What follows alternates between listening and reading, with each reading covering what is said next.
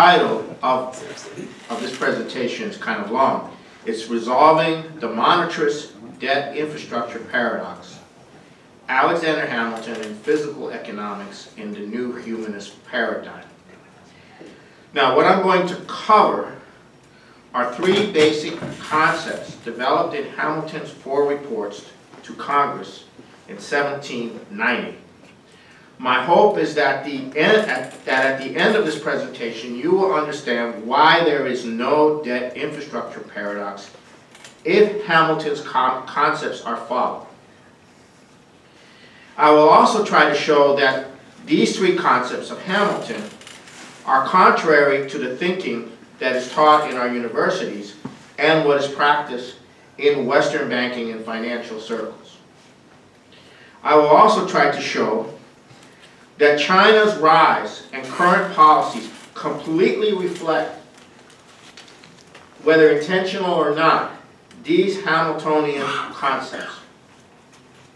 These three concepts also happen to be expressed, believe it or not, in Lyndon LaRouche's first 3 laws. The first 3 laws of LaRouche's 4 laws embody these 3 concepts. Now, these 3 concepts are as follows. First is the concept of financial stability based on a well-funded national debt. The second concept is the concept of productive capital. And the third concept is how do you maximize or maximally deploy productive capital to increase the power of labor through the development of manufacturers. Okay, so I'm going to start with the concept of financial stability through a well-funded national debt. In 1790, the year the reports were written, the massive debt incurred in the Revolutionary War was not fundable or payable. Its value on the market was a fraction of its face value, and this value fluctuated because people were speculating on this value. Now, I'm going to quote 2 paragraphs from Hamilton that give you a sense of the situation. But these good effects of a public debt are only to be looked for when, by being well funded, it has acquired an adequate and stable value. Till then, it has a rather contrary tendency. The fluctuation and insecurity incident to it in an unfunded state render it a mere commodity and a precarious one. As such, being only an object of occasional and particular speculation, all the money applied to it is so much diverted from the more useful channels of circulation, for which the thing itself affords no substitute. So that in fact, one serious inconvenience of an unfunded debt is that it contributes to the scarcity of money. The distinction, which has been little, if not at all, attended to, is of greatest importance.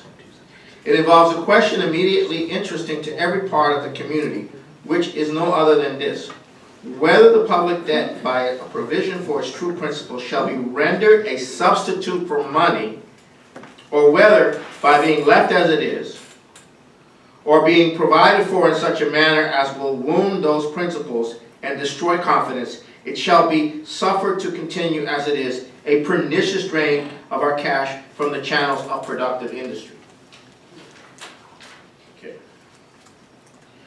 Okay, in addition to this, Hamilton states that the emerging United States possess little active wealth, meaning little capital to work with, much like a third world country. Okay, we all know the story, especially those who have lived in third world countries. There's no capital to develop. What Hamilton proposed was to have the federal government assume all the debt, both foreign debt, domestic debt, as well as the debt incurred by the individual colonies, now states, depending on 6 different plans for converting the war debt into treasury debt. The reorganized debt yielded an interest rate of 4 to 6%, which was to be paid by taxes on alcohol, tobacco, and spices. Steep taxes, by the way. This funded debt would have great value because the holders of this debt could also use it to borrow with. Now, with this debt no longer an object of speculation, it would be no longer a commodity. It becomes an instrument instead of a commodity. Guaranteed by the government at decent interest rates, there was no better investment to be had in the world at that time. The propensity to hoard gold and silver would be greatly lessened, such that gold and silver would then find their way into bank vaults, from which private banks holding the gold could further expand loans and credit. Okay, so over time, over 15 years, this debt became the most valued and sought after form of investment in Europe. From being absolutely worthless to being the most sought after form of investment. So now, this question of financial stability is very crucial, very, very important. A more modern application of this concept of stability can be seen in what Franklin Delano Roosevelt did in 1933 in promoting Glass-Steagall and the bank holiday and reorganizing the banks. FDR's Glass-Steagall prevented the reorganized banks in engaging in speculation, number one, while at the same time guaranteeing deposits up to a certain amount. And I think Canada had a similar experience. And this created stability. Okay? You have to have stability. You have to have stability to be able to have a functioning economy. You have to have financial stability to have a functioning economy. This same concept of financial stability in the formation of the Bretton Woods system after the World War II is similar. You had a fixed exchange system between currencies, so there would be no currency speculation. Because you didn't want currencies to become commodities, as they are now. You wanted currencies to be instruments of actual economic activity. Okay, and so this is what we mean by financial stability. You have to have financial stability. And the only way right now that the United States and Canada can have financial stability is by implementing bank separation and doing what FDR basically did in 33. Now, since 2008 and much before, we have increasing financial instability, not stability. Lending for commerce production has dropped, while bailouts for the too big to fail is currently the only source of stability in the system.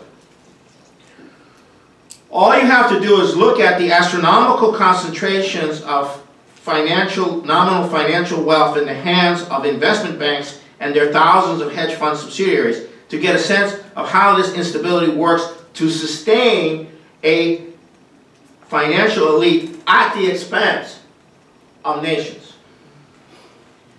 In such a condition, most of the private savings that people have do not go into the real economy. They go into tax havens, hedge funds, and so forth. This is exactly what Hamilton was describing prior to setting up the funded debt. So where then does the future new stability that we are demanding, that we are organizing for, come from in the new paradigm? Well, more obviously, it comes from restoring stability with bank separation measures like Glass-Steagall, ending the bailout system. This is LaRouche's first law. The reason we call it a law is you can't function without that. You cannot have a society function without that. It comes from nations work. It also comes from nations working with China, which has become the new Hamiltonian source of credit for the world. Since 1933, China has had internally the equivalent of a Glass-Steagall system. China does not allow currency speculation to determine the value of its currency. It has all kinds of mechanisms to keep its internal currency from being used as a commodity in speculation. China's financial system is only involved 1% of the $600 trillion ascribed derivative financial structure. So they're not in the derivatives. They won't allow their people to go into, they won't allow their banks to go into derivatives. However, this is not enough. Stability by itself will not generate economic development. The second concept of Hamilton, the concept of productive capital. This concept is most developed in his report on national banks. This concept is that money has varying degrees of productive power. Not all money is the same. A dollar here is not the same as a dollar there. It's dependent on the stability of the system, which allows its power to be multiplied in bank lending. Its power rests in the activation of projects, and activity is expressed in the physical economy. So $1 is not the same as another dollar in terms of being productive capital. In Hamilton, $100 of currency can have the productive power many multiple times its subscribed nominal value, as opposed to the same 100 in a mattress or being used for speculation. The cardinal rule Hamilton laid down for national bank for a U.S. national bank was that they are forbidden to make any kind of loans, including their own, to any kind of speculator or speculation. Now, we don't have the time for the details of going through the national bank and how it worked and all of that, except that its function was to direct the capital stock of the bank and all the deposits that governments would put in the bank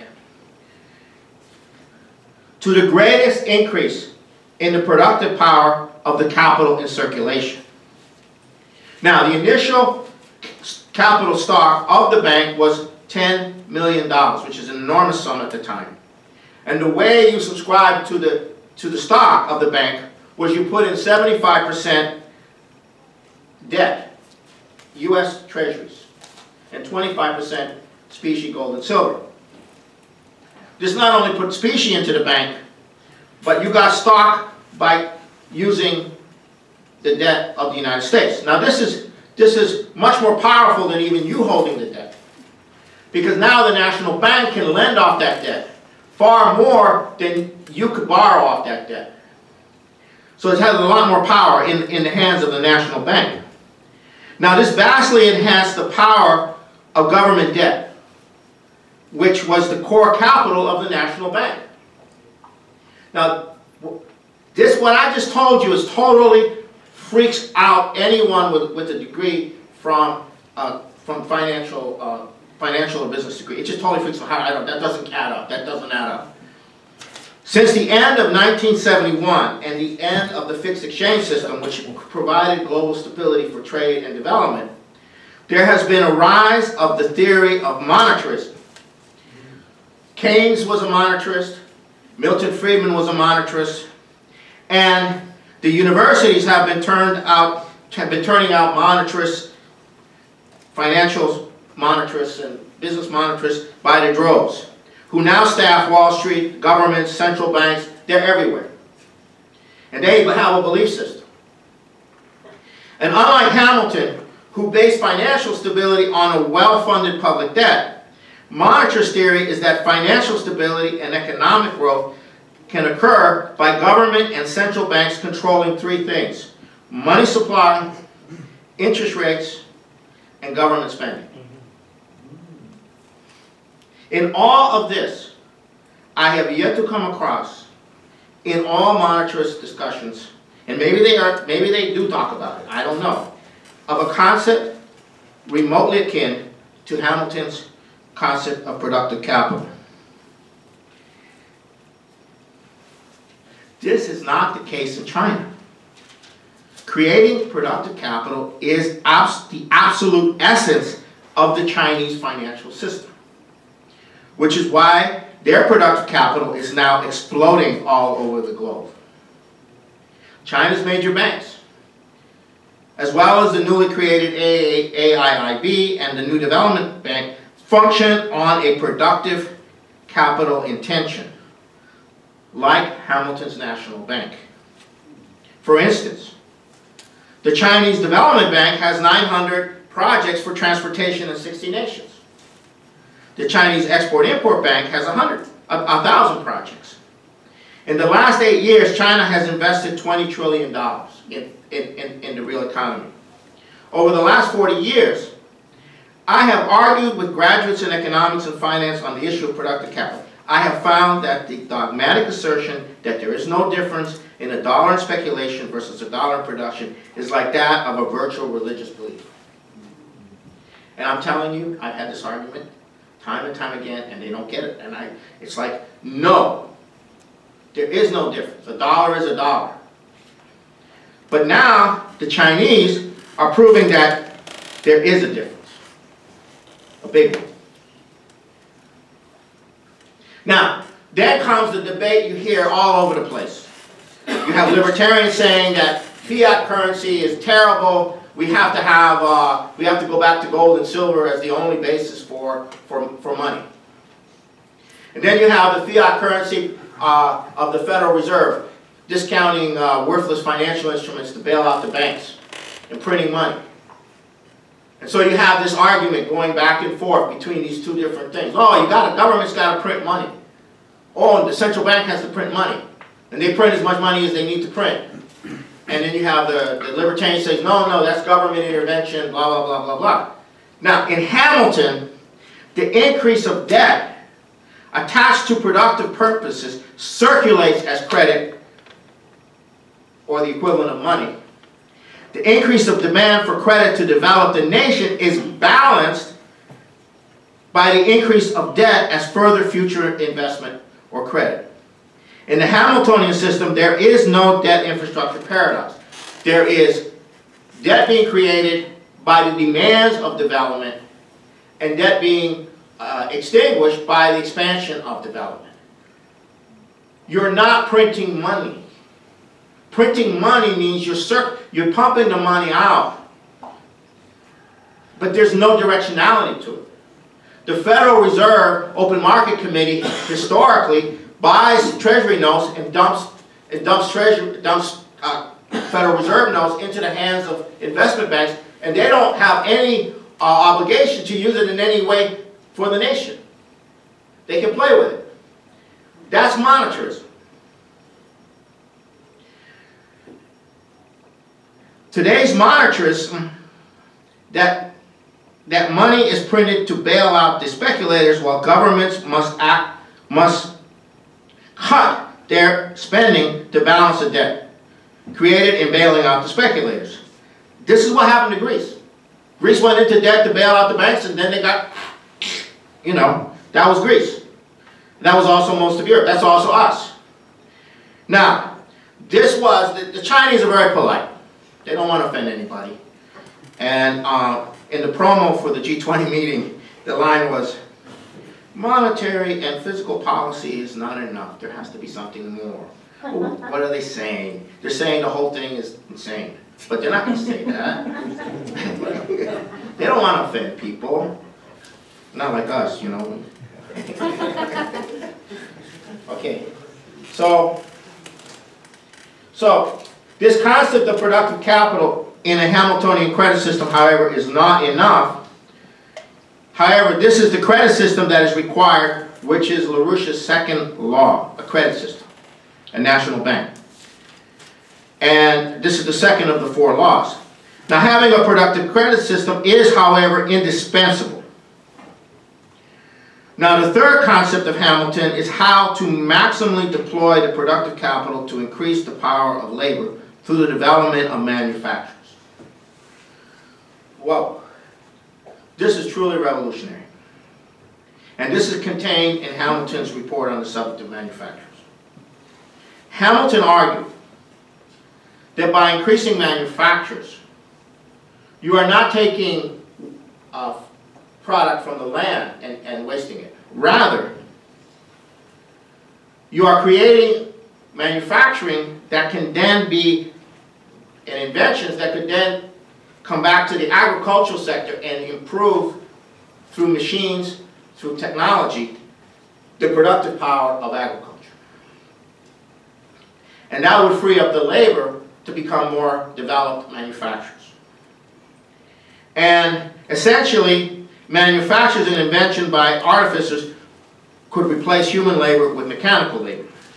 The extension of this principle is it increases the productivity per capita of every individual in the economy. It also increases a division of labor. It also increases the variety of human activity, which increases the variety of skills. And this is what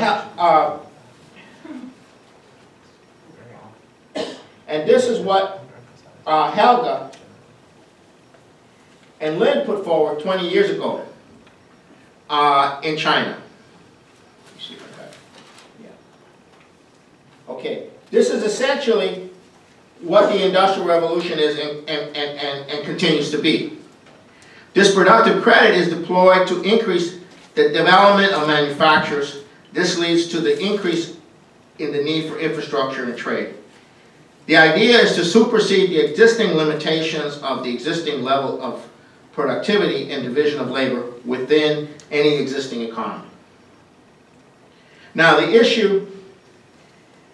issue is summed up in what Xi Jinping referred to at the B20 speech at the G20 conference as the middle income trap. That is, China and a host of other nations had developed to a certain extent based on labor-intensive manufacturing and were now stuck. It didn't help that they were accommodating to the international financial system, which is part of the reason why they were stuck. Okay, and Helga and Lin, but Helga, and what you heard earlier, presented a way to unstick. And that was the New Silk Road, Eurasian Land Bridge perspective. And 20 years later, Xi Jinping announced a policy to do this called the One Belt, One Road in 2013.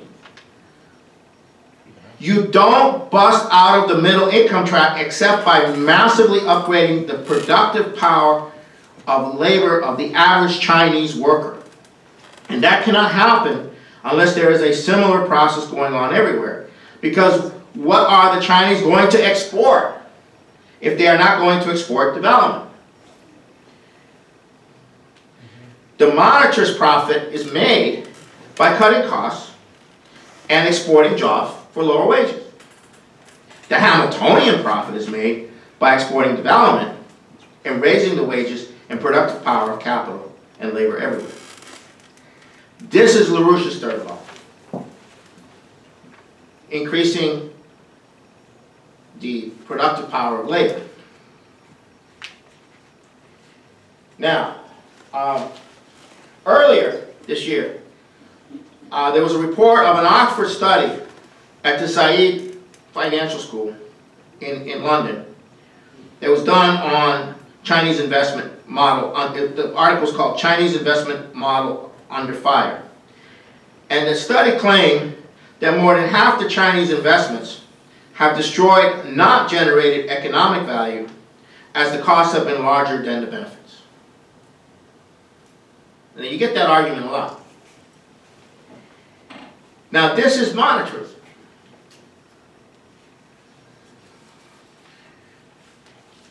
But monetarism has no way to measure the effect these so-called non-financially performing projects have on increasing the efficiency of the economy as a whole. Nor does monetarism have a way of measuring the effect of improvements in the skilled workforce, or in the workforce's the skills, as a result of building these projects. Nor does monetarism have a way of measuring the effect that in building those new projects, new industries had to be created, and what those new industries' potential are is not in any way quantified or measured. Monetarism does not care, nor even try to ascertain what these measurements are. Okay, now we're going to look at this proposal, that, which is now going into effect next year, which everyone heard about, called the Canadian Infrastructure Bank. And this is very similar in many ways to the proposal that Trump is making for $1 trillion infrastructure fund as well. They're different, but it's similar. Now, first of all, the Canadian Infrastructure Bank is not based on Hamiltonian concepts, okay, in the way it's been proposed. Essentially, the 30 or so billion that the government is putting in is supposed to be matched by private investors through another 120 plus billion. The purpose stated is to help provinces and municipalities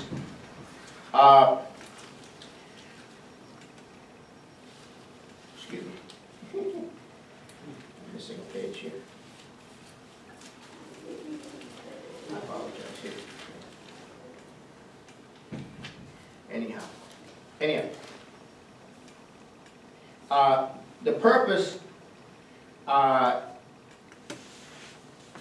is to help provinces and municipalities and fund infrastructure and relieve the government of the burden of funding infrastructure. So you have the private sector basically funding infrastructure.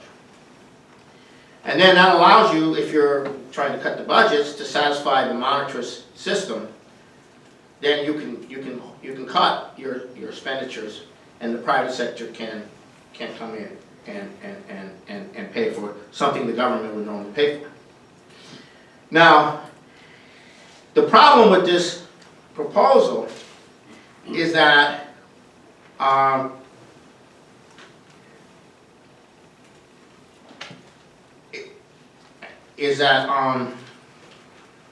there's no way to escape user fees, and that means like tolls and things like that. And I'm missing that page. Anyhow, the projects are piecemeal, and while they may be vital, they will not increase the productive power of the whole economy because they're not integrated into an entire program like the One Belt One Road. They're not integrated for that. And neither is there guarantee that they will employ the most advanced technology and thereby develop that. What will happen is that the infrastructure will be built for financial profit. At the same time, the government abandons infrastructure financing to the private sector. Now, Sohi, the infrastructure minister, said that it is not, that it would be up to the communities to decide whether there would be user fees. That he's leaving it completely. The government is saying, well, it's not necessarily the case that there's going to be user fees, but they're leaving it up to the provinces and to the cities. Now, so what you have is essentially the private sector coming in, setting up these relationships for an income stream from the municipalities or the province to pay the debt that they're incurring with the infrastructure fund. that is not the way a national bank works. That is not the way an infrastructure, a Chinese infrastructure bank works. The way they work is the government assumes all the debt, and the debt is supported and maintained by the development of the whole economy. Because no one project itself is where the wealth is. It's in the total wealth of the nation that the whole thing is. So as the nation develops, the tax base develops, the economy grows. And that's how you service that debt or pay that debt off. You do not do it on a piecemeal, one-by-one shot. You can't do that. That's insane. But that is what the Trump crowd is putting forward. That is what you basically have. Okay, because there's no concept of productive credit. There's no concept of a nation and the objections of a nation. Now, a lot of these projects are probably very necessary and very important, and some of them may not be. But that's not how you're going to. That's not how you're going to be able to pay for it. You're going to have to pay for it by the government assuming the debt and then using the debt as credit, using the debt as capital, at the same time that the growth of the nation itself sustains and maintains it. And I apologize for my loss of that one sheet. Okay.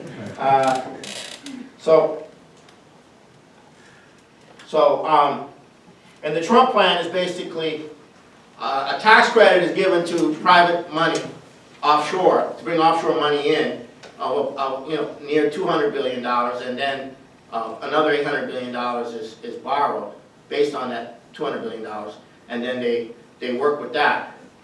But again, it does not have any coherence. It's this fact, it's this project, it's that project. It's not an overall plan for developing the nation. So it's going to be what some people call middle management chaos.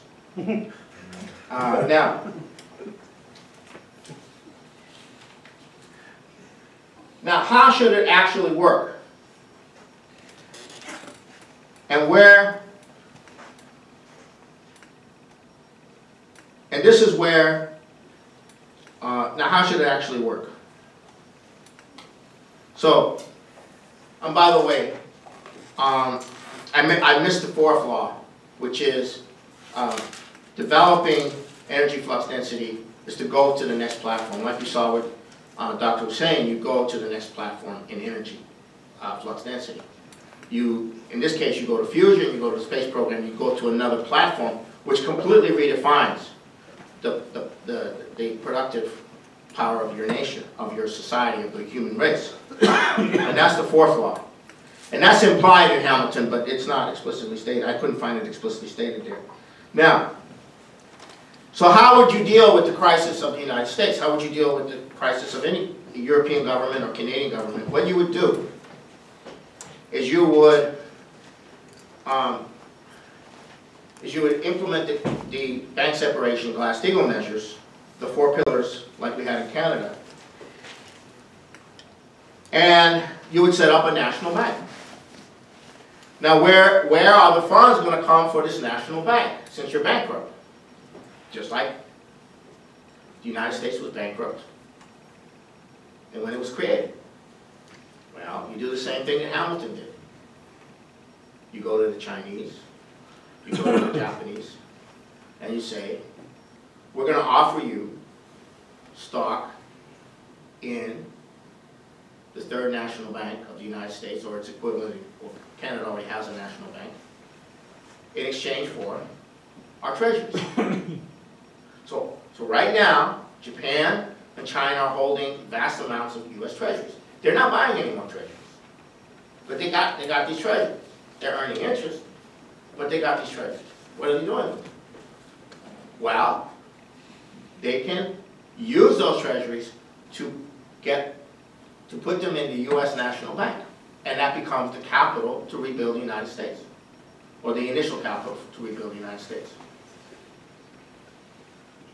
And secondarily, the National Bank of the United States, or its equivalent in Canada, would then be able to partner with the AAIB. Not just put money in the AAIB, but partner with the AAIB, partner with the Agricultural Bank, partner with the Export-Import Bank of Canada, partner with these other Hamiltonian-type banking structures for regional development.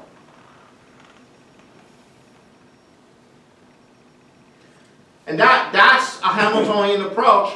Then the only impediment to these projects is whether you have the labor, whether you have access to the materials, whether you have access to an ability to organize it.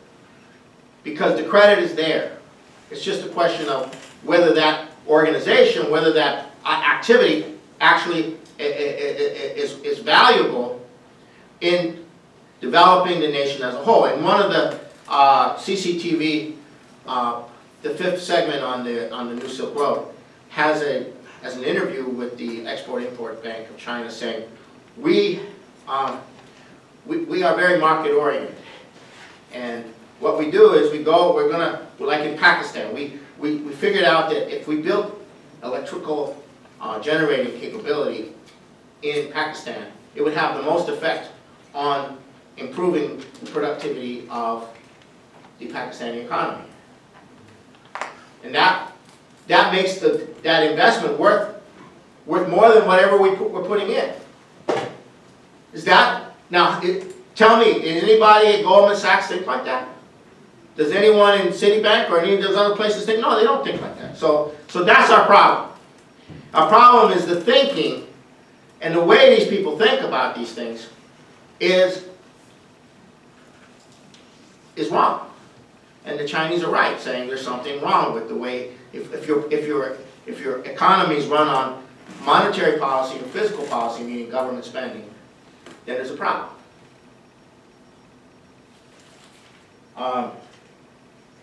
So these are the 4 laws. And Hamilton, I developed the conception of 3 of them in Hamilton. And so that is where we are. And our big hurdle right now is to begin to get people to understand this. And if they can get people to understand this in particularly the incoming officials in the in the Bush administration, in the Trump administration, we might get somewhere. But maybe we won't. In which case, this is what's going to have to be done. It's not an arbitrary thing. It's not something that's arbitrary. You're going to have to do it this way. I mean, there are variations and all of that, but you're going to have to do it this way. And you have to know that, and people here have to learn how to understand this and how to present it so that you can get that across. And the hardest conception is, how do you turn a debt into capital? That's the hardest conception that you're going to find with people that you talk to. So I'm going to stop there. Leave it at that.